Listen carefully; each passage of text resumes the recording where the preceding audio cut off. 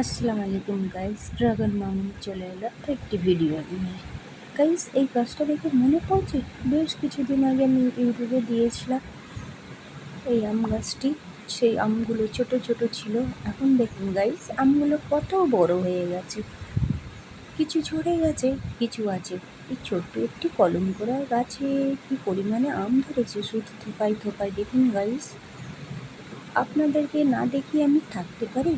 আপনাদেরকে দেখাবো, শেয়ার করব, তবেই তো আমাকে ভালো লাগে। দেখুন গাইস, আমগুলো বেশ পরিমাণে বড়ই হয়ে গেছে। এখন এটাই চিন্তা, রাস্তার ধারে গাছটা, পথ চলতে রাহিরা তো একটা দুটো পেরেই নিতে পারে, কোনো ঠিক নেই। কত আর লক্ষ্য করে রাখা যাবে। সাধারণত আমাদের এখানে কেউ পারে না, কিন্তু আমাদের রাস্তাটা দিয়ে চাষিবাসীরা যায়, ওনারাই একটু পারতে পারেন।